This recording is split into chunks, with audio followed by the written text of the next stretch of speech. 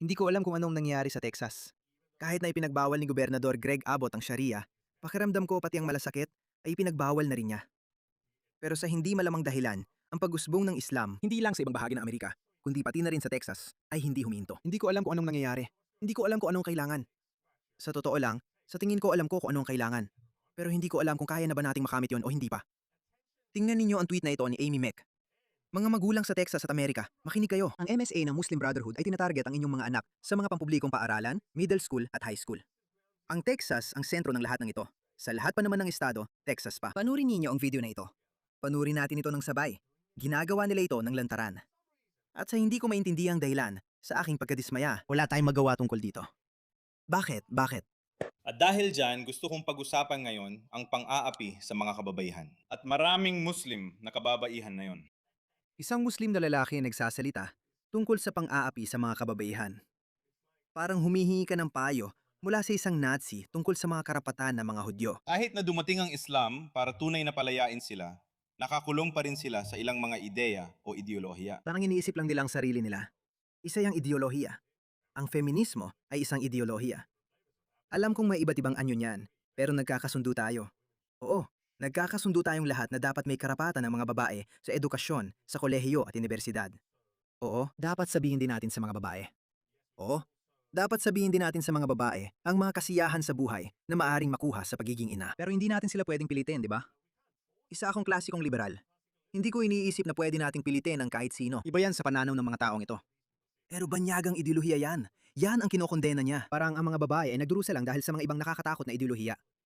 Alam mo, dapat magpasakop na lang ang mga babae sa Islam, maging parang makina ng paggawa ng bata. Mabuti raw yan para sa lipunan at para sa mga lalaking katulad niya.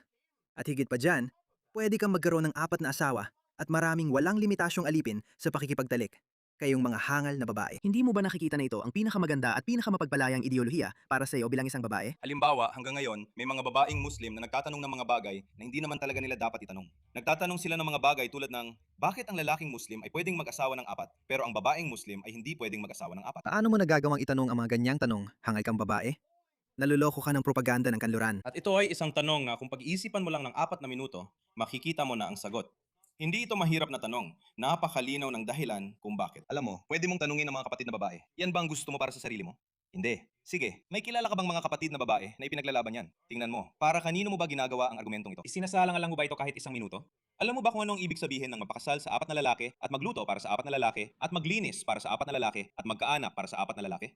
Anong klaseng argumento yan? Tingnan mo itong Quran. Sinasabi dito, ang inyong mga asawa ay parang bukirin para sa inyo. Kaya't lapitan ninyo ang inyong bukirin kahit kailan at sa anumang para ang gusto ninyo. Bang! Maraming tao talagang nag-i-interpret ng talatang ito sa Quran na pinapayagan talaga ni Allah ang mga lalaki na magkaroon ng iba't ibang posisyon sa pakikipagtalik. Maniwala ka man o hindi, ito ay isang malaking paksa ng pagtatalo sa mga eskular na Muslim. May ilang Muslim, may ilang eskular na naniniwala na missionary style lang ang pinapayagan.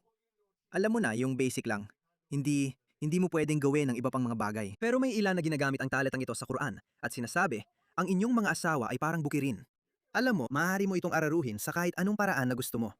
Pero dagdag lang yan. Pero tingnan mo kung paano niya ginagaslight ang mga babae.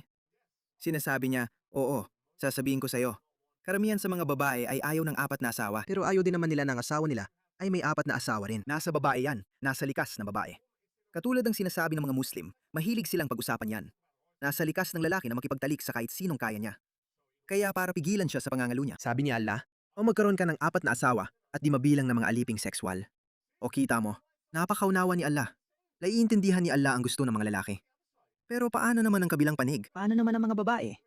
Oo, ayaw ng mga babae na magkaroon ng 4 na asawa, pero ayaw din nilang magbahagi ng asawa nila sa ibang babae. Nasa likas na ugali din yan ng babae. Isa pa, likas sa mga babae ang gusto maging maganda, maging kaakit-akit. Kaya nga nagme-makeup ang mga babae, di ba? Pero nasaan ang pag-unawa ni Allah sa mga kagustuhan ng babae? Hindi. Dapat magdamit ka na parang ninja warrior. Balutin mo ang sarili mo ng mga supot ng basura. Kahit maganda ka o hindi, wala nang pakialam. Takpan mo ang mukha mo. At ikaw?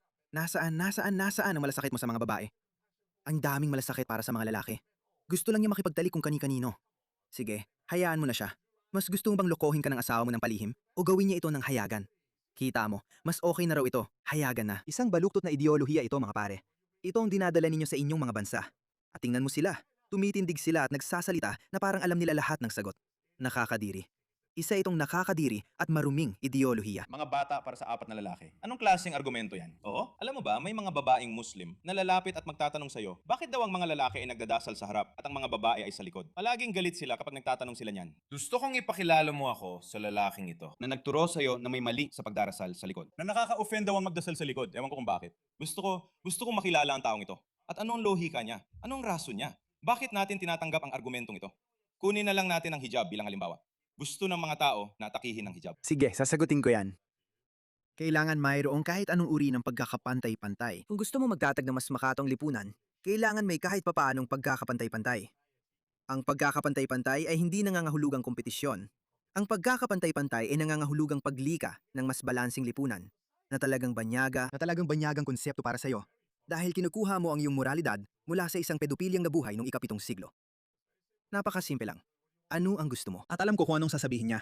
Sasabihin niya, hindi, hindi, hindi. Ang Islam ay isang patriarkal na lipunan. Oo, at malinaw na sinasabi ito sa Quran.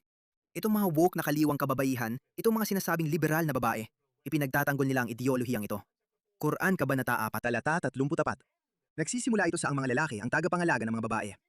Yan lang. Ibig sabihin, ang mga lalaking namumuno. May ilan na nagsasabi na sila ang may kapangyarihan. Kailangang sumunod ang mga babae. At hindi lang yan ang mga karapatang ibinigay ng Islam sa mga babae. Tingnan mo, ito ang ipinagtatanggol ng mga babaeng liberal sa kanluran. Tingnan mo itong lalaking ito. May pisikal na pangangailangan ng asawa at hindi siya handang ibigay ang sarili niya para sa asawa. Sa sexual na paraan. May dahilan ba siya, medical na dahilan o valid na dahilan? Wala. Ayaw lang talaga niya. Ayokong makipagtalik. Kaya kung wala siyang medical na dahilan, wala siyang psychological na dahilan, wala siyang kahit anong dahilan, wala siyang karapatang tumangging makipagtalik. Sa usaping sexual, isinumpa ni Muhammad ang mga babae na tumatangging makipagtalik sa kanilang mga asawa tuwing hinihini nila.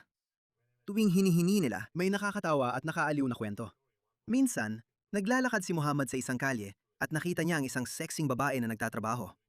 Nang makita niya ito, agad siyang tumingin sa ibang direksyon at pagkatapos ay pumunta siya sa isa sa kanyang mga asawa. Sa ilang hadis, sinasabi na si Zainab at sa iba naman ay ibang pangalan ang binanggit. Hindi ko matandaan ang pangalan. Pinito ang kwento ng hadis. Ipakikita ko sa iyo kung mahahanap ko ito. Tingnan mo ang mga pag-uusap. Ito ang relihiyon ng dangal at karangalan. Panurin mo ito. Ang aklat ng pag-aasawa, rekomendasyon para sa isang nakakakita ng babae at naakit sa kanya.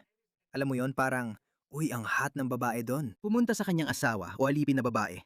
Yan ang mahalagang salita dyan. Pwede kang magkaroon ng kahit ilang alipin na babae at makipagtalik sa kanila. Kaya iniulat ni Jabir na minsang nakakita si sugo ni Allah na si Muhammad ng isang babae at siya ay tinigasan. Parang, uy, ang ganda. Kaya pumunta siya sa kanyang asawa, si Zainab. Habang siya ay nagkukulti ng balat, sabi niya, Mahal, itigil mo lahat. Itigil mo lahat ng ginagawa mo. At tandaan mo yung naunang lalaki na nagsabi, hindi pwedeng tumanggi ang babae sa pakikipagtalik sa kanyang asawa. Kailangan niyang ibigay kahit ano pa ang ginagawa niya. Si Muhammad sa katunayan, at may isa pang hadith kung saan sinabi niya, kailangan ibigay ng babae ang pakikipagtalik sa kanyang asawa kahit na siya ay nakaupo sa likod ng isang kamelyo. Pasensya na pero sa totoo lang, siguro ang modernong katumbas nito ay kung nagbibiyahe kayo sa kotse at biglang sinabi mo, alam mo mahal, pwede ba nating gawin ito? Ang mga modernong babae ay sasabihin, hindi, ayokong gawin. At ang mga modernong lalaki naman ay sasabihin, sige, okay lang, katawan mo, decision mo. Ganyan umasta ang mga matinong lalaki. Pero ang mga karaniwang Muslim, hoy, kailangan mong ibigay sa akin yan. Kaya ganon. Sige, hayaan mo akong tapusin ang hadith. Habang siya ay nagkulti ng balat, nakipagtalik siya sa kanya. Pagkatapos ay pumunta siya sa kanyang mga kasama at sinabi sa kanila. Sabi niya, oo, nakipagtalik ako sa asawa ko ngayon. Alam mo, may nakita akong maganda. May nakita akong maganda sa kalsada at hindi ko napigilan ang sarili ko. Kaya ginawa ko na, pumunta ako sa pinakamalapit kong asawa dahil siya mga asawa ko noon at Diyos lang ang nakakaalam kung ilan ang mga aliping babae ko para sa pakikipagtalik. Pumunta ako sa asawa ko. Abala siya, pero sinabi ko, itigil mo lahat ng ginagawa mo. Gawin mo to. Kaya tingnan mo to. Nakahanap pa rin siya ng paraan para sisihin ang mga babae. Ang babae ay lumalapit at umaatras na parang demonyo. Kaya kung malibugan ka dahil tumingin ka sa babae, kasalanan niya yon. Siya ang demonyo. Kaya kapag may isa sa inyo na nakakita ng babae, dapat niyang pumunta sa kanyang asawa dahil ito ay makakatulong para mawala ang nararamdaman niya sa kanyang puso. Napaka-legendary ng relihiyong ito. Diyos ko. Sige, tuloy lang tayo. Tapusin na natin ang video ni Amy Max. Pasensya na. Madalas lang ako mapunta sa iba't ibang usapan. At bakit ka nga ba nagsusuot ng hijab? Inaapi ka raw. Lahat ng mga argumento na yan, alisin mo ang hijab. Tingnan natin kung anong mangyayari kapag tinanggal mo ang hijab. May isang babae na pumasok sa silid ng pagpupulong. May meeting doon. At ang babae ay hindi maayos ang pananamit. Sabihin na natin siya ay ika nga ay kaakit-akit at talagang hindi maayos ang kanyang pananamit. Pumasok siya sa silid ng pagpupulong. Ano ang unang maiisip ng mga lalaki? Kahit ano pa ang gawin niya. Pinapayagan ng isang lalaki na kumuha ng mga babae bilang alipin sa pakikipagtalik kahit hindi sila kasal. At tingnan mo, akma ang hadith na yon. Hindi nila matanggap yon. Hindi nila matanggap sa isipan nila. Siguro ito ay isang biological na kapintasan. Baka hindi kayang maglaman ng sabay-sabay, nakaisipan ng kanilang isipan. Oh, sige. Nakakita ako ng magandang babae na naglalakad sa kalsada. Hindi naman ako ganito. Wala na akong maisip na yon. Kailangan kong makipagtalik sa kanya ngayon. Ano ba yan? Oo, nakakakita ka ng magandang babae, tapos tuloy ka lang sa araw mo. Oo, maganda naman siya. Hindi mo na nga kailangan sabihin. Pero kung ito ang punto niya, pumasok ang magandang babae sa meeting room ninyo. Paano kayo makakatrabaho mga pare? Baka may ilan sa inyo na maglabas ng espada at magsimulang paglaruan ang sarili mo. Yan talaga ang tinutukoy niya. O may ilan na magsasabi ng ganun. Pasensya na, kailangan ko munang umalis. Babalik ako agad. Tapos pupunta ka sa banyo at paglalaruan mo ang sarili mo. Pagbalik mo, parang, ayos lang. Uy ate, dapat magsuot ka ng hijab, alam mo yon? Kita mo, kailangan kong umalis. Bro, hindi naman lahat tayo mga walang isip at malilibog na hayop. Ayos? Kahit gaano pa siya kasipag mag-aral at magbasa, at kahit gaano siya kailokuwente, tinitingnan pa rin siya bilang isang sexual na bagay lang. Hindi siya ganon. Ganon tiningnan ng propeta mong mga babae. Tanga ka. Ganon mo rin tinitingnan ng mga babae. Sa sandaling takpan niya yon, titingnan na siya bilang isang individual. Hindi mangyayari yon. Siguro. Sa totoo lang, hindi. Kasi kasinungalingan yan. Napatunayan na talagang kasinungalingan ito. Ganito rin ang ginagawa ng mga lalaking Muslim sa mga babae sa mga bansang Muslim. Tingnan niyo ito. May ipapakita ako para sa lahat mga kaibigan. Tingnan niyo. Itong babae ay naglalakad na nakaburka o kung anuman. Nakita siya ng lalaking ito. Tapos bumalik siya. At pagkatapos ay kinurot niya ang puwitan ng babae. Meron pa ulit. May isa pang lalaki na kinurot din ang puwitan niya. Naka-ninja na damit pa siya. Ganyan sila mga kaibigan. Kaya sila yon. At ibinabaling nila sa iba ang sarili nilang mentalidad. At pagkatapos, may tinatawag na walang silbing hijab. Yan yung babae na tinatakpan lahat ng buhok niya, pero sobrang sikip naman ang suot niya. Yung mga tinatawag na hijab para kay Allah. Puwet para kay Abdullah. Sino ba ang nagsabi sa'yo na ang hibla ng buhok ay hindi kasing delikado ng ibang bahagi ng katawan? Alam mo na, malinaw na naipapakita. Halimbawa, kunin na lang natin ang Estados Unidos ng Amerika.